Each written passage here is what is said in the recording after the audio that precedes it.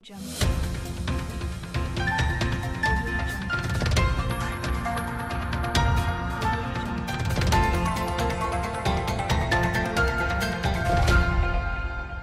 Audio Jungle.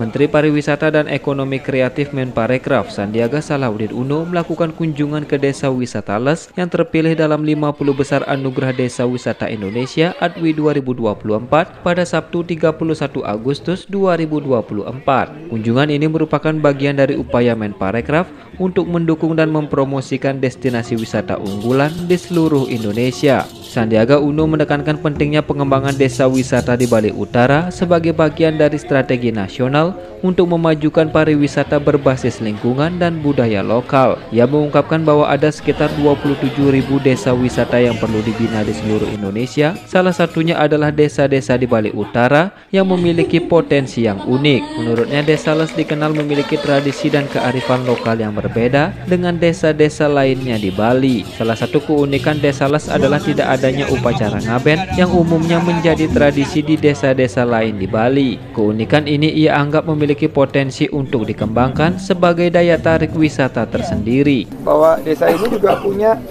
satu tradisi atau budaya kearifan lokal yang berbeda dengan desa-desa lain di Bali, bahwa di sini tidak ada ngaben, tidak ada, dan ini mungkin juga bisa menjadi daya tarik yang bisa kita kembangkan ke depan. PR-nya Desa Les ini sebetulnya adalah menyiapkan konsep pariwisata berbasis kelestarian lingkungan yang lebih kuat lagi.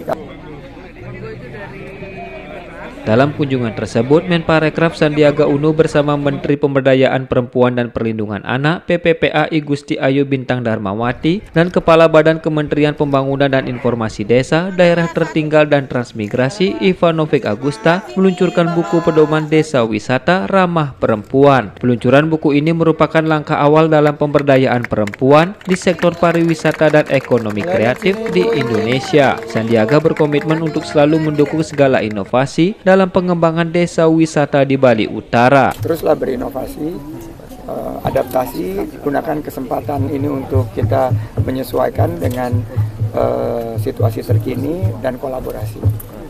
3 kementerian di sini hadir itu wujud dari kolaborasi. Kita nggak bisa kerjakan sendiri. Nggak berhenti di pemerintah daerah dan pemerintah pusat aja.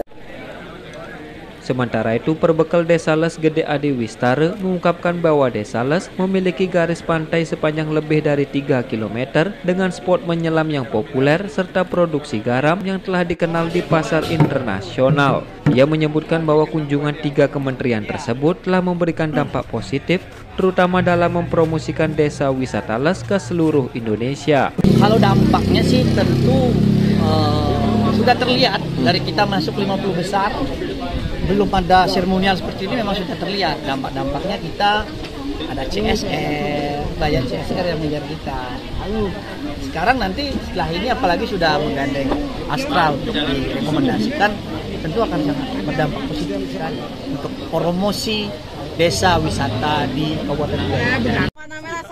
Adi Wistara menambahkan bahwa pengembangan sektor pariwisata akan menjadi prioritas pemerintah Desa Les ke depan. Fokus juga akan diberikan pada peningkatan sumber daya manusia atau SDM melalui pelatihan dan juga beasiswa. Ia berharap dukungan dari pemerintah kabupaten dan provinsi agar Desa Les dapat terus berkembang dan semakin dikenal. Kunjungan ini diharapkan dapat mempercepat pengembangan Desa Les sebagai destinasi wisata unggulan serta meningkatkan pemberdayaan perempuan di sektor pariwisata dan ekonomi kreatif. RRI Singaraja, Sukma Sumampan melaporkan.